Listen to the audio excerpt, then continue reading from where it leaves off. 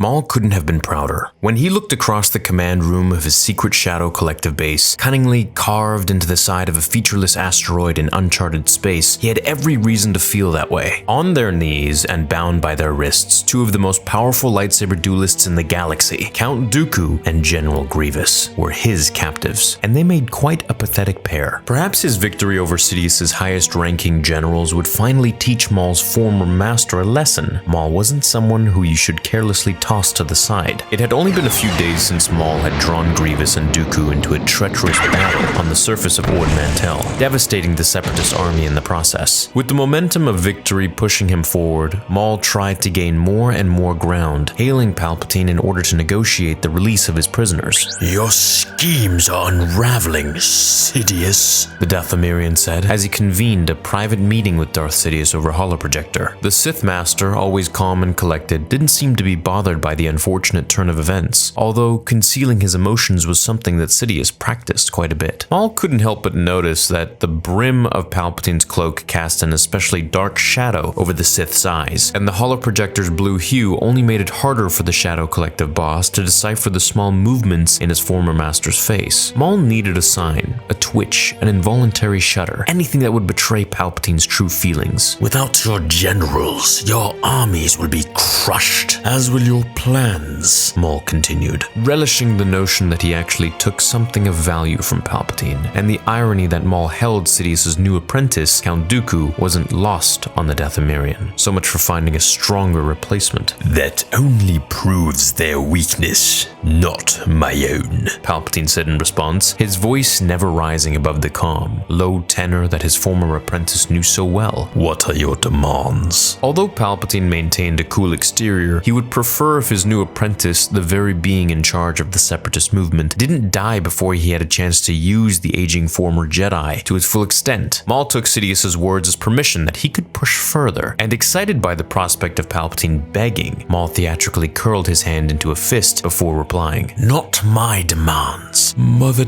Talzin's. Yes, you remember the mother."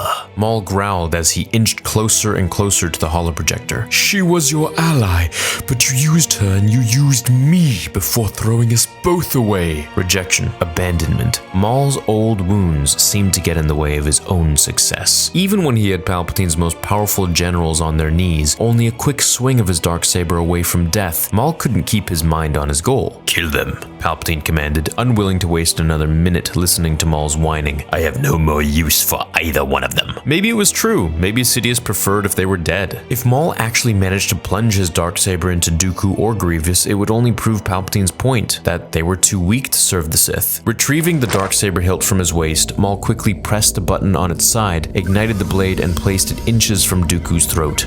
"So be it. Since new apprentices are apparently so easy to find." Again, Maul let the same hang-up spoil the opportunity for Mother Talzin, and Maul's own Shadow Collective to get the most out of the negotiations. "Tread lightly, Maul. Revenge is a dangerous game, one you never seem to win." Palpatine warned, then suddenly clicked the broadcasting dial on his holoprojector device off. As Maul turned to face his prisoners, weighing what fate he should dole out, a group of Jedi commanders met aboard a Republic Venator-class Star Destroyer less than a light year away. "This confirms our intel from the Mandalore Resistance that the alliance between Prime Minister Almec and the Underworld is still intact," Mace Windu, Master of the Order, said through grim eyes as he looked at the object in fellow Master Aayla Secura's hands. The blue-skinned Twi'lek who had won fame in the First Battle of Geonosis held a red Death Watch helmet, a sign that the worst was yet to come. As the Jedi moved to a hologram map of the local star system, Obi-Wan Kenobi twirled their planet's orbit around until he revealed the underside of a nearby asteroid belt. "Maul could be lurking in the shadows there," Kenobi stated. Realizing what they had to do, the four Jedi, Secura, Windu, Kenobi, and the Mikian master known as Tipli looked at each other, sharing a somber moment. After a heavy sigh, Kenobi broke the silence. "Master Tipli and I will investigate that outpost and see what comes scurrying out when we shine a light on it." Back at the Shadow Collective base, deep within the side of an otherwise unremarkable asteroid, Maul deactivated his lightsaber. With a quick command, he ordered his troops to escort Grievous to a holding cell until Maul could figure out a way to use the Separatist commander for his own purposes. That left the Dathomirian alone with Count Dooku. Another chance for the Sith acolytes to talk.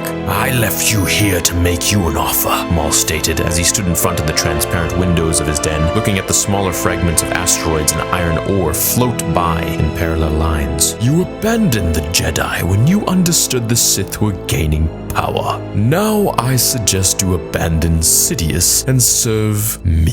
There it was. Maul's personal grudge against Sidious knew no boundaries. In order to get revenge against his former master, he was willing to team up with one of the beings he hated most in the galaxy, his replacement and a former high-ranking Jedi. Even though Mother Talzin undoubtedly ordered Maul to try and seduce Dooku to their cause, Maul's focus was falling ever closer to exacting his own revenge. Do you really believe there is any power in the galaxy that can stand against my lord? What hope will you have? Dooku responded, remembering the raw power Sidious had demonstrated time and time again, and well aware that no number of Sith or Jedi could possibly defeat him. Sensing that his words alone wouldn't be enough to bring Qui-Gon Jinn's former master to his cause, Maul allowed his body to once again become a vessel for Mother Talzin. Green smoke filled the room, curling around Dooku's tall form until Mother Talzin finally emerged. Sidious is deceiving you, as he once deceived me, she warned, hovering weightlessly above the cold steel floor of the asteroid base. Sidious will betray you, as he betrayed us, but I will honor our alliance, should you accept it. As the powerful Night Sister waited for Dooku's answer, an alarm rang through the base. My lord,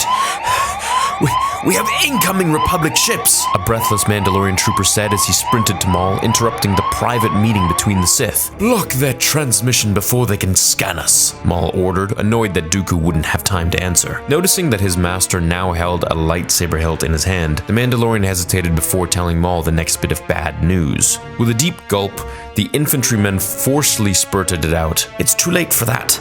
They already know that we're here. As Maul's mind raced with all the ways the upcoming battle against Republic troops might unfold, Dooku took the chance to release Grievous from his cell. The Sith apprentice was handcuffed, but he still could use the Force, so he telekinetically pressed a small red button on the command console across the room, and deep beneath them, in the inner cavities of the asteroid, the general cell door opened. As Grievous tore through the Mandalorian guards on the lower levels, staining his white armor red with their blood, an incoming Republic fleet jumped into the dangerous space above the Shadow Collective base. Maul responded by unleashing several wings of gauntlet fighters, but they failed to down the most important ship, Obi-Wan's transport.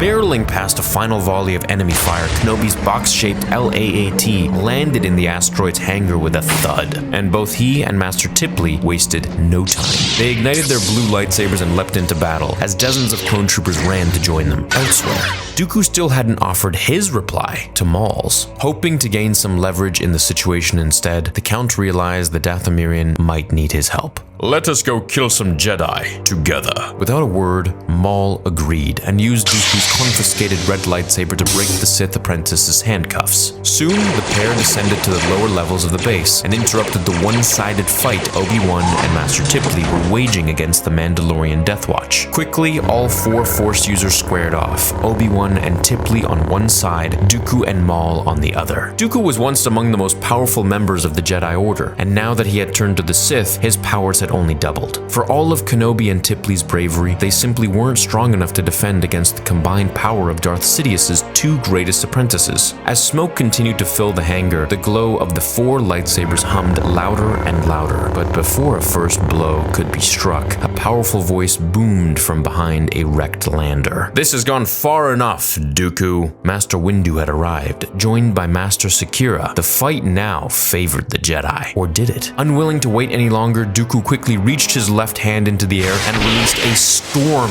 of Force lightning onto the Jedi. Kenobi and Tipley barely had enough time to reposition their lightsabers to deflect the blow. Although their blades absorbed most of the attack, a fraction of the painful electrical pulses transferred from the hilt of their weapons into their bodies. On the other side, Maul simultaneously swung his darksaber at Windu's legs while delivering a devastating kick to Aayla Secura with his cyborg-enhanced legs. The fight was pure chaos, and of course chaos favors the Sith.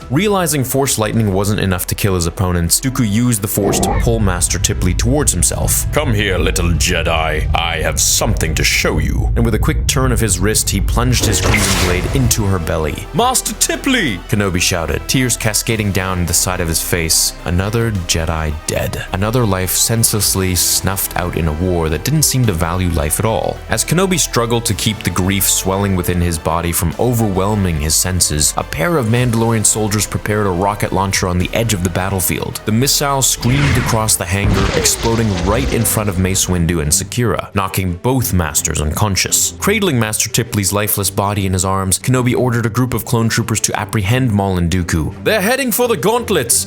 Don't let them escape! But with the Republic forces in disarray, the Sith didn't feel any urgency. The pair quickly boarded one of the Mandalorian fighters and headed to Dathomir, where Mother Talzin would know what to do. They left behind a dead Jedi Master and nearly killed Mace Windu and Aayla Secura as well. A dark day of tragic losses for the Order and the Republic which it served. Hope you guys enjoyed issue number 3 of Son of Dathomir. This is an amazing comic book series. I highly recommend you go pick it up yourself and check out the artwork. It's really beautiful in person. Hopefully we get this in a spin-off show someday, or as a like 6-episode arc or 10-episode arc or something. I'd love to see that streamable or even as a movie. Hope you enjoyed today's comic video. Please leave a like if you did, and I will see you in the next episode of Star Wars Theory. Until then, remember, my fellow Jedi and Sith friends, the Force will be with you always.